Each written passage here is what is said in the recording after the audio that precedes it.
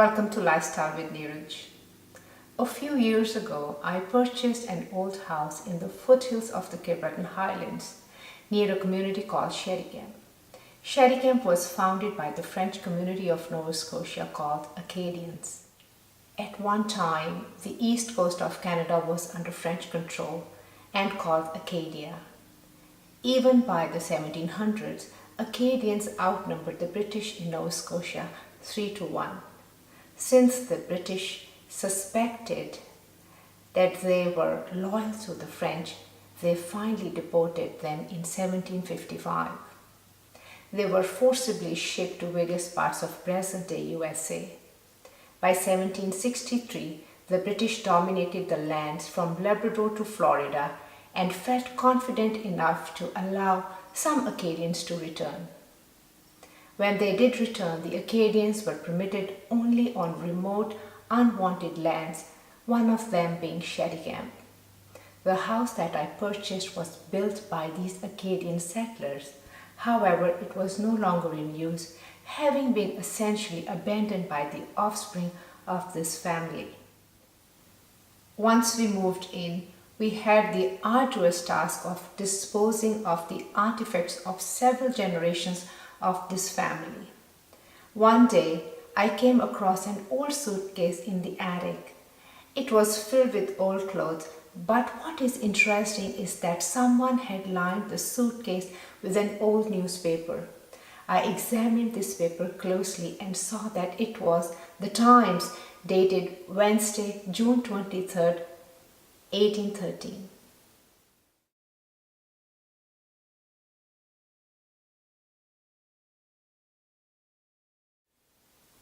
As you can see, I have framed this newspaper, which was no easy task. We have used museum quality glass to prevent the transfer of ink and to help preserve it. It has been framed so both sides of the paper can be read, although it can only be hung from one side. The newspaper is only one sheet, unlike modern newspapers. The front page was always devoted to advertisements such as rooms for rent or horses for sale, and the news was on the back side. The first English language newspaper published in England was the Oxford Gazette, published on November 7, 1665. The plague had been going through London at that time. When the plague ended, the newspaper moved to London and was renamed the London Gazette. This newspaper and the Times are still in circulation today. The Times was founded on January 1st, 1785, at which time it was called the Daily Universal Register. The name was changed to the Times on January 1st, 1788. It was the first newspaper to send war correspondents to cover conflicts, which also proved very useful to the monarchy. This newspaper also originated the Times Roman font, which was later modernized to Times New Roman. In 1814, the Times acquired a printing press, but the paper material was still made by hand using cotton and linen waste. The first wood fiber paper was made in 1817. So, the copy that I have is the Times, dated Wednesday, June 23rd, 1813. It is made from cloth and not paper as we know today. The face page of this newspaper was devoted to commercials. Here are some examples of these. I have reproduced the old writing and spelling without making changes. Ladies' horse to be sold, a very handsome chestnut gelding, 14 hands high and warranted sound stock. He is fast and perfect in all his paces and rides remarkably light in hand. Any lady or timid gentleman would find him truly valuable. To be seen at Messrs. Hornby's White Horse Stables, St. Martin's Lane, Charing Cross.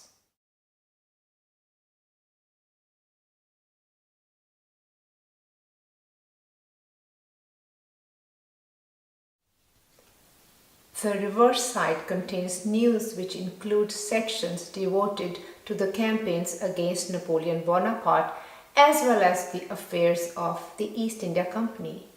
Here are some examples.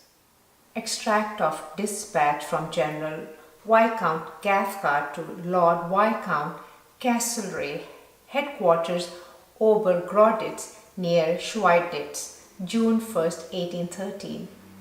My dispatches by the messenger Vic has left me at Goldburg on the 25th ultimo informed your lordship of the engagements with the army which took place on the preceding days and of the general state of military operations.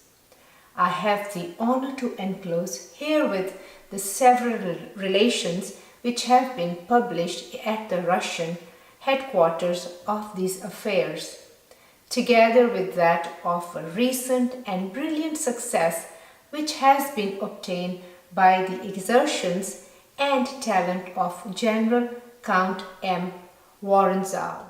The Emperor moved on the 25th to Jaur and on the 27th to Striegau and on the 28th to Schweidnitz, and their majesties have fixed their quarters yesterday in the evening in the village of Obergroditz between Schweidnitz and Reichenbach.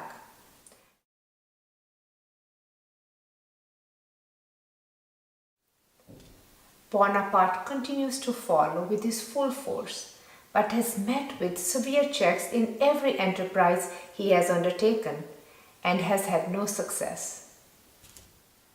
Sir H. Montgomery said he was friend to the Protestant establishment, though he did not believe that the souls of others not of his religion were not to be saved.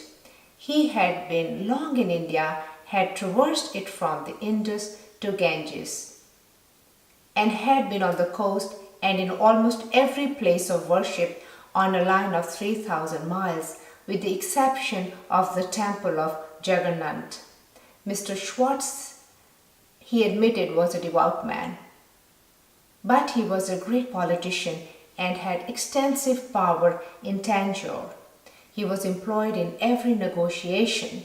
He never made many converts, except in scarce seasons. They were then called Rice Christians, for they went away when the plentiful season came on.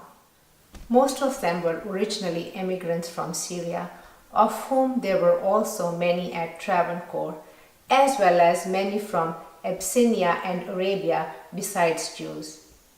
He then entered into a history of the Mohammedan conversions which were effected by the sword, and noticed the failures of the attempts of the Portuguese. The policy of Hyder Ali was to conciliate all the religions, but Tipu followed a very different plan by seizing some Christians for his armies and destroying the rest. We ought to improve the half-castes, which at present rather deterred the natives from Christianity. Dr. Buchanan's book contained a great exaggeration of Hindu cruelties. No religion was more calculated for peace than the Hindu. Next to our own, he knew none more likely to be acceptable to the deity. He read an extract of their doctrine from a book written 1400 years ago, translated by Mr. Kindersley. He thought we should first reform ourselves at home and reform this great metropolis before we interfered with India. From 20 years' experience in India, he really thought the morality of the Hindus much better than what was the general character in this country.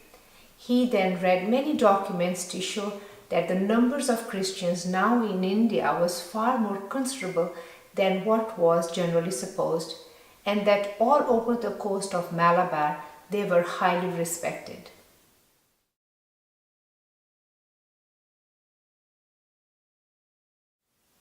Many individuals today may not be aware of the rapacious nature of the East India Company. The company was used by England to colonize India. You can get details about the pecuniary role of this company in India by reading Shashi Tharoor's new book, An Era of Darkness.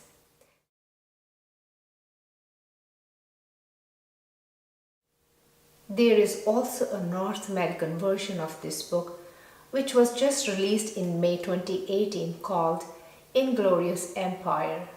Let me quote from An Era of Darkness. Nearly every kind of manufacture or product known to the civilized world had long been produced in India. India was a far greater industrial and manufacturing nation than any other in Europe or any other in Asia. Such was the India which the British found when they came. Quote by J.T. Sutherland, American minister. In the early 1700s, India's share of the world economy was 23%, as large of all Europe put together. Quote by Angus Maddison, British economic historian. By the time the British departed India, it had dropped to just over 3%. Quote by Shashi Tharoor in An Era of Darkness.